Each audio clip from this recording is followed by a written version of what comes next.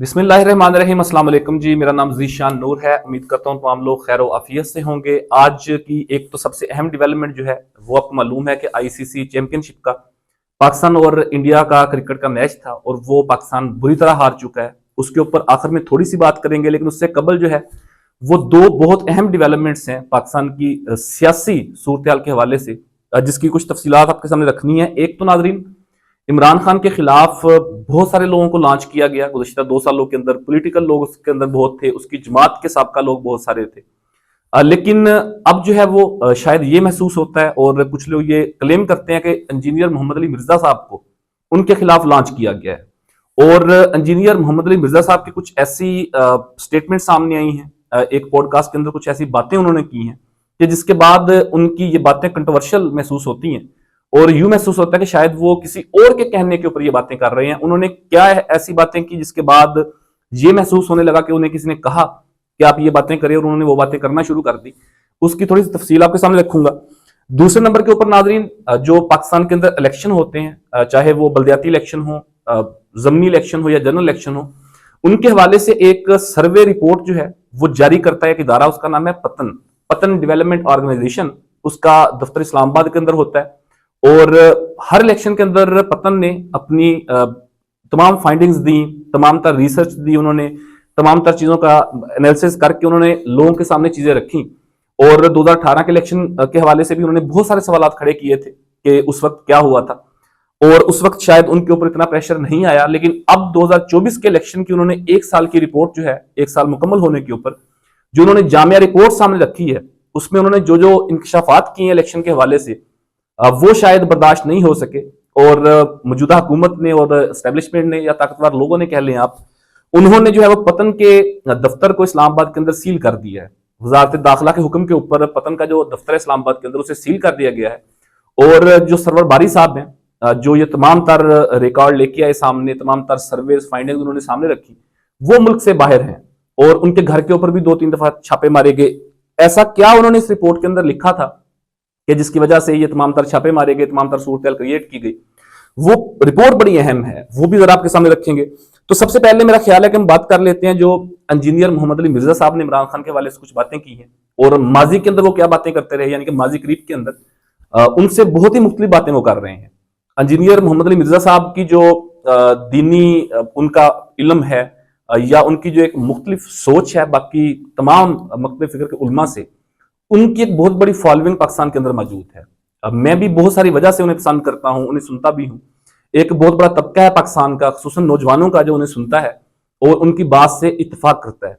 तो वो तो चले, उनका अपना पॉइंट ऑफ व्यू हो सकता है, वो तमाम तर चीजें लेके आते हैं सामने, और बाकी मकतब फिक्र के जो उलमा कराम हैं उनका इख्तलाफ भी उनके साथ रहता है। लेकिन पोलिटिकली उन्होंने बहुत अहम बातें की हैं और गुज़श्ता दिनों उन्होंने शायद 2 या 3 दिन कबल उन्होंने एक पॉडकास्ट की और उस पॉडकास्ट के अंदर उन्होंने जी पाकिस्तान तहरीक इंसाफ को और इमरान खान को फितना करार दे दी है। अब इसके पीछे उन्होंने क्या लॉजिक पेश की है, किस वजह से उन्होंने ये कहा कि ऐसा क्यों वो कह रहे हैं? एक तो उन्होंने कहा जी पाकिस्तान तहरीक इंसाफ जो है वो डिजिटल दहशतगर्द है। अब ये बात जो है वो पाकिस्तान की स्टैब्लिशमेंट भी करती है, ये बात पाकिस्तान की मौजूदा हुकूमत जो है वो भी यही बात करती है। तो इंजीनियर मोहम्मद अली मिर्जा साहब ने जो उसका लॉजिक पेश किया, उन्होंने ये किया कि जी चूंकि इमरान खान के जो पैरोकार हैं या इमरान खान के जो फॉलोअर्स हैं उनको पॉलिटिकली सपोर्ट करते हैं, वोट करते हैं, पाकिस्तान का एक बहुत बड़ा तबका, अराउंड 70% के करीब जो लोगों ने वोट दिए, उन्हें सपोर्ट करते हैं, उन्होंने कहा कि जी फितना है, ये डिजिटल दहशतगर्दी करते हैं। और उन्होंने ये भी कहा कि जी ये मेरी नस्ल, यानी कि जो पाकिस्तान की नौजवान नस्ल है, उसकी ये जहन साजी करते हैं। यानी कि वो ये कहते हैं कि जी अगर फॉर एग्जाम्पल टीटीपी जो एक दहशतगर्द जमात है जो पाकिस्तान के अंदर दहशतगर्दी की कार्रवाइयां करती है, और पाकिस्तान के जो अस्करी इदारे हैं, चाहे वो फौज हो, एफसी हो, रेंजर्स हो या तमाम सूबों की पुलिस हो, उनके ऊपर वो अटैक करते हैं और बड़ी ही बुज़दिलाना हरकतें वो करते हैं, टीटीपी अरसे से करती आ रही है। तो उन्होंने एक मिसाल के तौर पर यह कहा कि अगर टीटीपी पाकिस्तान के ऊपर हमला करती है और 10 लोगों को शहीद कर देती है, 10 फौज के जवानों को शहीद कर देती है, तो शायद वो इतना बड़ा नुकसान नहीं करती जितना पाकिस्तान तहरीक इंसाफ जो है वो लोगों की जहन साजी करके नजरियाती कत्ल कर रही है। यानी कि वो ये कह रहे हैं कि आने वाली नस्लों की भी जहन साजी की जा रही है। और खसूसन पाकिस्तान के जो एक अदारा है, पाकिस्तान अस्करी अदारा फौज, उसके हवाले से उन्होंने मेंशन किया कि जी उनके खिलाफ लोगों के जहन भरे जा रहे हैं। और कुछ बाहर के ममालिक के अंदर जो लोग बैठे हैं, मतलब उनका डायरेक्ट जो है वो था अटैक इमरान रियाज की तरफ, शहबाज गिल की तरफ, कासिम सूरी की तरफ, और वो लोग जो पाकिस्तान से बाहर बैठे हुए हैं जो बात करते हैं उनसे इख्तलाफ जरूर किया जा सकता है। लेकिन अगर आप इंजीनियर साहब ये कहेंगे कि पाकिस्तान तहरीक इंसाफ के साथ तमाम जो मुंसलिक लोग हैं, वोटर सपोर्टर्स और तमाम अहदेदारान, अगर वो फितना है, अगर वो डिजिटल दहशतगर्दी कर रहे हैं, तो ये मेरा ख्याल आप सरासर नाइंसाफी कर रहे हैं। लेकिन उन्होंने कहा कि जी इस चीज को रोकना इंतहाई जरूरी है, और वो बहुत ही परेशान थे जिस वजह से उन्होंने ये बात कौम के सामने रखी। हालांकि नाजरीन, आपको याद होगा कि माजी करीब के अंदर इंजीनियर मिर्जा मोहम्मद अली साहब जो हैं वो पाकिस्तान की इस्टेब्लिशमेंट के हवाले से बड़ी अहम अहम बातें कर चुके हैं। वो ये भी कह चुके हैं कि अगर पाकिस्तान आर्मी के जो सीनियर क्यादत है, यानी कि कोर कमांडर्स का उन्होंने नाम लिया, कि अगर वो खाना काबा जाकर तमाम लोग हलफ दें, तमाम लोग कसम खाएं कि वो पाकिस्तान की सियासत के अंदर मुदाखलत नहीं करेंगे, तो फिर भी पाकिस्तान की कौम मानने के लिए तैयार नहीं है। यानी कि उनका नुक्ता नजर माजी करीब के अंदर कुछ महीने कबल तक यही था। उसकी वजह उन्होंने बताई कि जो जनरल अयूब के दौर के अंदर हुआ, जनरल याया के दौर के अंदर हुआ, जनरल जियाउल हक के दौर के अंदर हुआ, जनरल मुशर्रफ के दौर के अंदर हुआ, और माजी करीब में जो मियां नवाज शरीफ के दौर के अंदर जनरल बाजवा, जनरल फैज मीर करते रहे, वो तमाम तरह चीजों को उन्होंने समेट कर ये कहा कि चूंकि पाकिस्तान की स्टैब्लिशमेंट ने हर वक्त के अंदर अपनी मुख्तलिफ पॉलिसी बना ली और पाकिस्तान के सियासी, अदालती, माशी, पार्लिमानी हर निजाम के अंदर, हर तरह की चीजों के अंदर उन्होंने इंटरफेयर किया, और अब अवाम का एतमाद जो है वो उनके ऊपर से उठ चुका हुआ है। और अब अगर तमाम तर लोग जो है वो खाना काबा जाकर भी कसम देंगे, तो पाकिस्तान के लोग इनके ऊपर यकीन नहीं करेंगे। ये मैं नहीं, ये इंजीनियर मोहम्मद अली मिर्जा साहब कहते रहे हैं माजी करीब के अंदर। अब वो मैं क्लिप भी यहाँ पर चला सकता हूँ, लेकिन वो बात फिर ज्यादा लंबी हो जाएगी। लेकिन आपने सुना होगा कि वो तनकीद करते रहे हैं माजी करीब के अंदर। लेकिन अब अचानक से पता नहीं क्या हुआ कि वो अपने उस दीनी मामला से थोड़ा सा हटकर जो सेशन करते हैं, बहुत ही उनकी रिसर्च है, तमाम लोग उनकी तारीफ भी करते हैं, उनकी तारीफ भी करते हैं, उनकी इज्जत भी करते हैं। लेकिन अचानक से उन्होंने बम फोड़ दिया है पाकिस्तान तहरीक इंसाफ के ऊपर और इमरान खान के ऊपर। और उन्होंने ये भी कहा कि जी इमरान खान के पीछे लोग पागल हो चुके हैं, पता नहीं शख्स का माजी क्या था और मुस्तकबिल क्या होगा, लेकिन लोग पता नहीं ये क्यों कर रहे हैं। माजी तो इमरान खान का जो है वो शायद पूरी कौम के सामने है, वो जिस तरह का इंसान था पहले स्टूडेंट लाइफ के अंदर, फिर क्रिकेट के अंदर, फिर उसके बाद वो जो ये तमाम तर शौकत खानम, नमल और तमाम तर वो ये वेलफेयर के काम करता रहा, वो भी माजी का हिस्सा है। फिर पॉलिटिक्स के अंदर किस तरीके से है, वो भी माजी का हिस्सा है। मुस्तकबिल का तो फिर अल्लाह की जात ही बेहतर जानती है कि मुस्तकबिल के अंदर इंसान ने कैसा होना होता है या इंसान के ऊपर कैसा वक्त गुजरना होता है। बहरहाल इंजीनियर मोहम्मद अली मिर्जा साहब जो हैं वो बरस पड़े हैं पाकिस्तान तहरीक इंसाफ और इमरान खान के ऊपर, उनके तमाम फॉलोअर्स के ऊपर भी, जिसके हवाले से बहुत सारी तनकीद भी उनके ऊपर की जा रही है सोशल मीडिया के ऊपर, खुसूसन ट्विटर के ऊपर जो है वो बहुत सारी AI जनरेटेड तस्वीर जो है वो पाकिस्तान तहरीक इंसाफ की जो सोशल मीडिया के लोग हैं, उनके चाहने वाले हैं, वो रद्दमल के तौर के ऊपर वो शेयर कर रहे हैं कि कई जगह के ऊपर उन्हें दिखाया गया कि शायद वो कुछ बूट उठा के खड़े हुए हैं जो फौजी बूट होते हैं। बाहर उन्हें ये कहने की कोशिश करते हैं लोग, या इस बयान के बाद लोगों ने ये कहने की कोशिश की है कि इंजीनियर मोहम्मद अली मिर्जा साहब जो हैं वो एस्टैब्लिशमेंट के कहने के ऊपर पाकिस्तान तहरीक इंसाफ और इमरान खान के ऊपर ये गोलाबारी कर रहे हैं।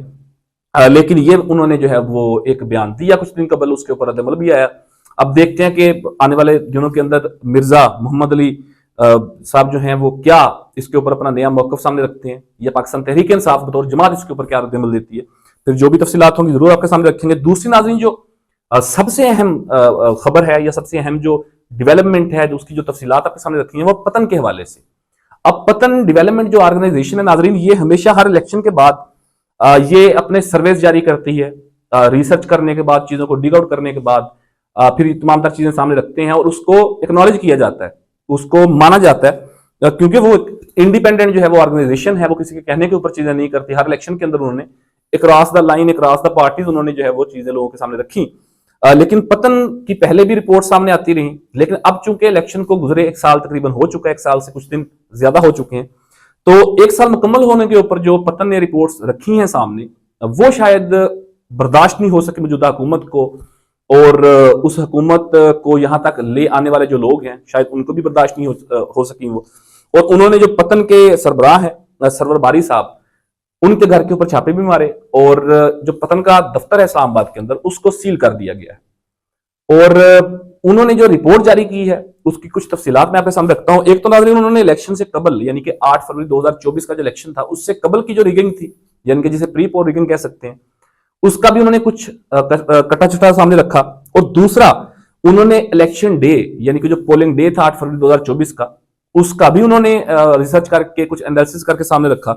और खसूसन जो पोस्ट पोल रिगिंग थी, जो इलेक्शन के बाद हुई, जो 9 फरवरी को हुई, 10 को हुई, फिर उसके बाद होती रही, इवन के सितंबर 2024 तक होती रही, रद्दोबदल होते रहे नताइज के अंदर, वो तमाम तफसीलात उन्होंने अमर्ज करके कंप्रीहेंसिव रिसर्च दी, जिसके बाद फिर ये तमाम तर चीजें की गई कि उनका दफ्तर भी सील किया गया।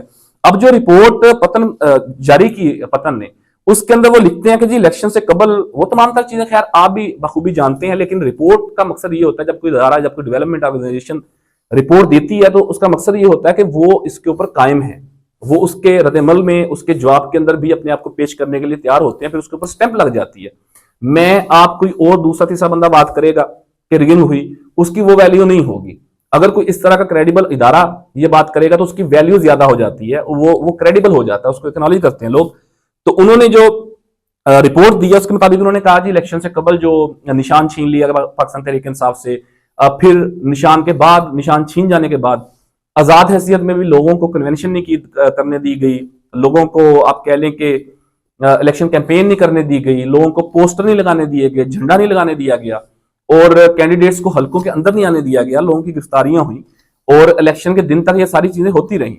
इवन के उन्होंने ये कहा कि जो आजाद उम्मीदवार थे उन्हें चुन चुन कर वो निशानात दिए गए कि जो पाकिस्तान तहरीक इंसाफ के जो बैकस्पॉटेड कैंडिडेट थे, उनके जो निशानात थे उनसे मिलते जुलते निशानात जो हैं वो बाकी आजाद उम्मीदवारों को दिए गए, ताकि कंफ्यूजन लोगों को हो सके। फिर उन्होंने ये भी लिखा उस रिपोर्ट के अंदर के जो वोटर्स थे उनको दूर दूर के हलकों में फेंक दिया गया, यानी कि अगर एक फैमिली के 8 वोट हैं, उनमें 8 में से 5 वहीं रहने दिए गए, 3 जो हैं वो बाकी जो करीब करीब के हलके थे वहां पर शिफ्ट कर दिए गए, ताकि टर्न आउट जो है वो कम से कम आ सके। फिर उन्होंने ये भी कहा कि जी जब पोलिंग डेट थी, यानी कि जो 8 फरवरी का इलेक्शन था, वोटिंग के दिन, उस दिन कैंप नहीं लगाने दिए गए, लोगों को जो आम फैम वो पर्चियां बना के दी जाती हैं वोटर्स को, वो नहीं देने दी गई पाकिस्तान तहरीक इंसाफ को।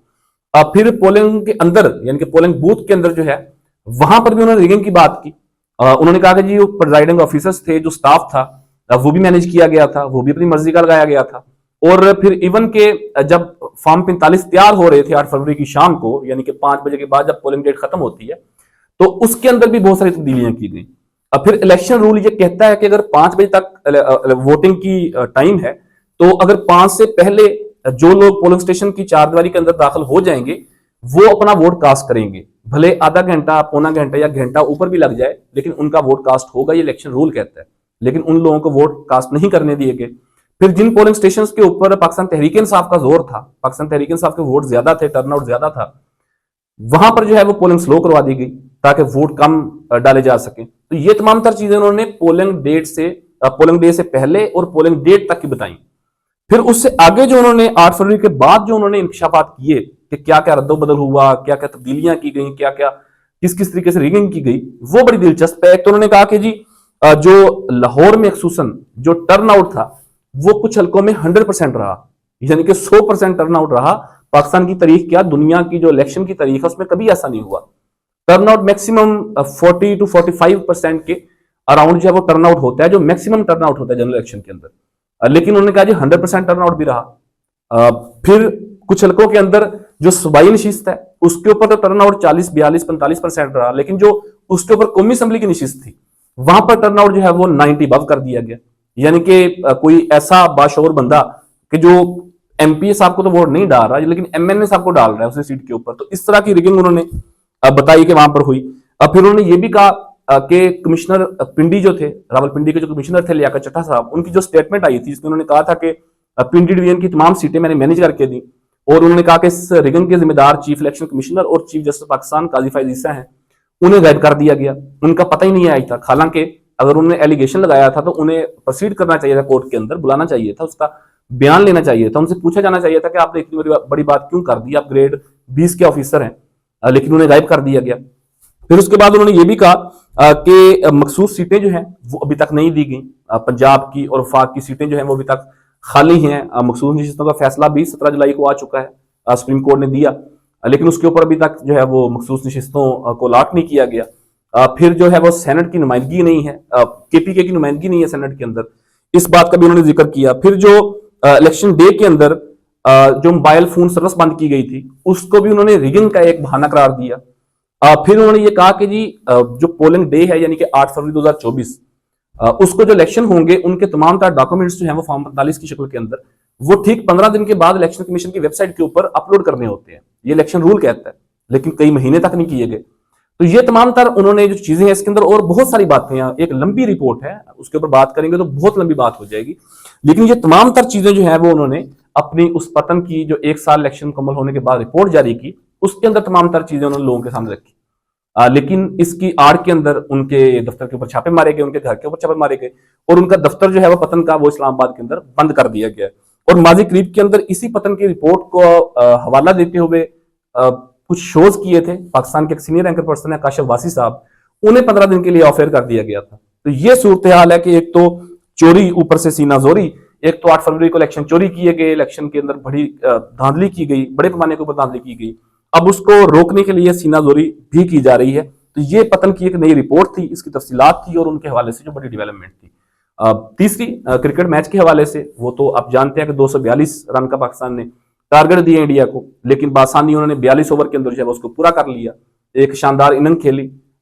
इंडियन क्रिकेटर जो विराट कोहली हैं, एक बड़ा नाम है क्रिकेट के अंदर उन्होंने, लेकिन पाकिस्तानी टीम की जो है वो जो कारकर्दगी थी वो मायूस कुन रही। बॉलिंग के अंदर भी, फिर मिडिल ऑर्डर के अंदर भी और टॉप की जो उनकी तमाम है प्लेयर्स उनके अंदर भी, और पाकिस्तान की कौम भी मायूस होगी और इसलिए मैं भी मायूस हूं। तो उसके ऊपर भी थोड़ी सी बात करने की जरूरत थी। अब देखते हैं कि आगे क्या सूरत हाल बनती है। अभी मैचेस बाकी हैं, अब माइट भी कोई पॉसिबिलिटी पाकिस्तान की टीम की बन जाए आगे जाने के लिए। लेकिन ये दो बड़ी अहम डेवलपमेंट्स थी, एक तो इमरान खान के हवाले से जो बयानात दिए इंजीनियर मोहम्मद अली मिर्जा साहब ने, और दूसरा जो पतन की नई रिपोर्ट और उसके कॉन्सिक्वेंसेज जो उन्होंने बर्दाश्त किए जो चल रहे हैं अभी भी। ये दोनों डेवलपमेंट आपके सामने रखी। आप अपने कीमती फीडबैक से भी जरूर आगाह कीजिएगा। अब तक के लिए इतने पर मेजबान जीशान को इजाजत दीजिए। अल्लाह।